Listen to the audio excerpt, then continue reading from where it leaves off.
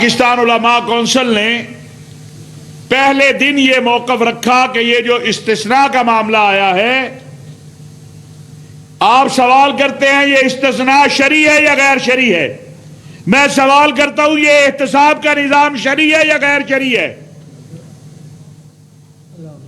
جب آپ لوگوں کو 12 سال جیلوں میں رکھیں گے اور اس کے بعد وہی شخص آپ کے ملک کا صدر مملکت بنتا ہے،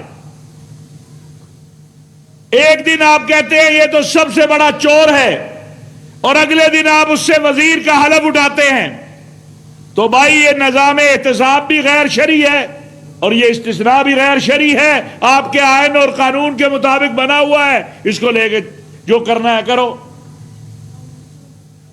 لیکن یہ سوال ہم سے وہ کرے جو اس ملک کا وفادار ہو۔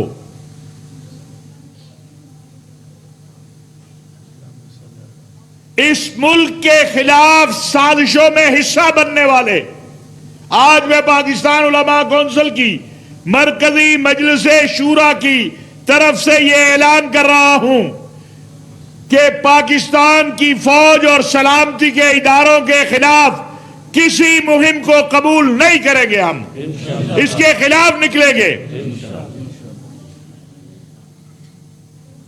یہ بگوڑا مافیا جو پاکستان، اللہ رب العزت نے پاکستان کو مئی میں جو فتح دی ہے اور جو کامیابیاں دی ہیں، جو نصرت دی ہے، یہ تو کہتے تھے جنگ ہی نہیں ہوئی۔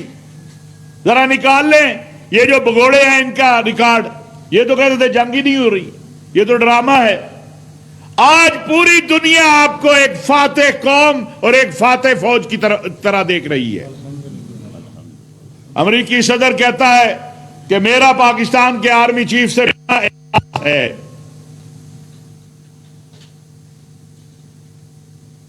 پاکستان کا سعودی عرب سے دفاعی معاہدہ، یہ بہت بڑا، ہر مسلمان اس کو اعزاز سمجھتا ہے۔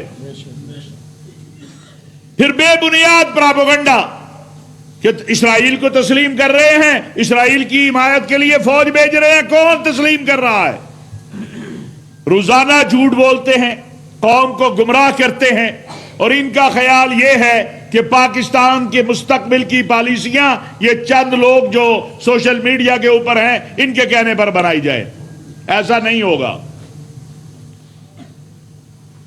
پاکستان کی پالیسیوں کا حق بنانے کا پاکستان کی عوام اور پاکستان کی پارلیمان کو ہے۔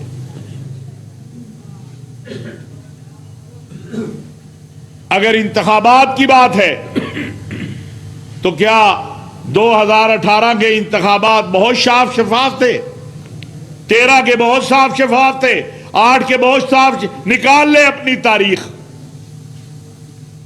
اس جمہوریت کو سیاستدانوں نے زیادہ نقصان پہنچایا ہے فوجیوں کی نسبت، ریکارڈ نکال لیجئے گا۔ لیکن ہمارا یہ موضوع نہیں ہے، سیاستدان آپس میں لڑتے رہیں، یہ ان کا کام ہے۔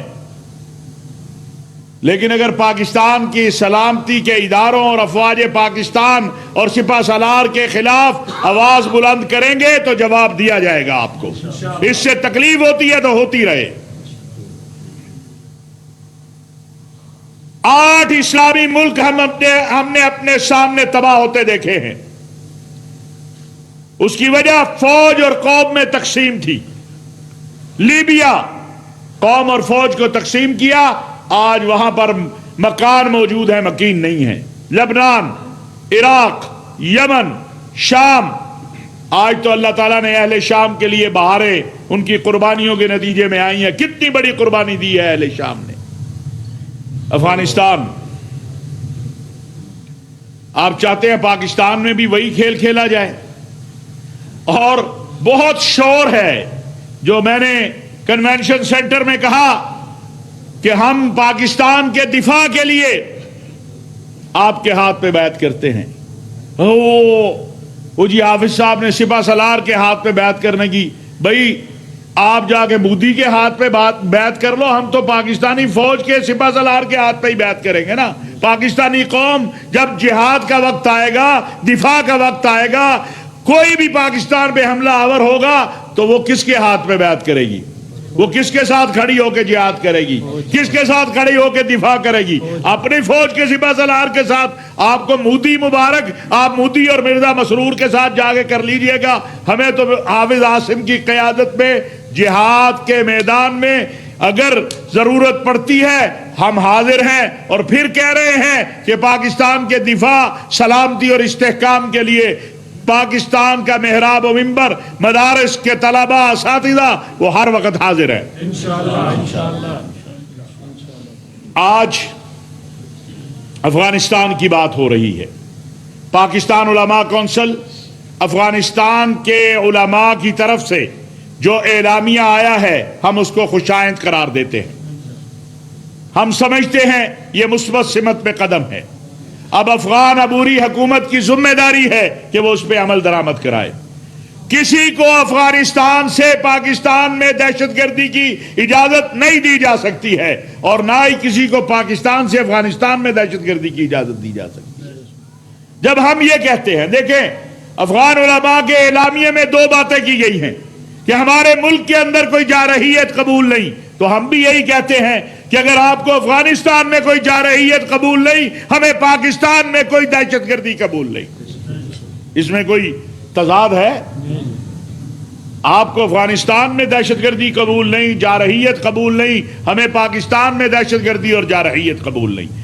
آپ کہتے ہیں آپ کی سرزمین کسی ملک کے خلاف استعمال نہیں ہوگی، ہم بھی یہی کہتے ہیں. تو آئیے پھر اختلاف کس بات کا ہے، اس پر عمل درآمد کرے، آگے بڑھے. ہم شکر گزار ہیں ترکی کے، قطر کے، مملکت سعودی عرب کے. لاہور میں چیئرمین پاکستان علماء کونسل حافظ صاحب محمود اشرفی تقریب سے خطاب کر رہے ہیں.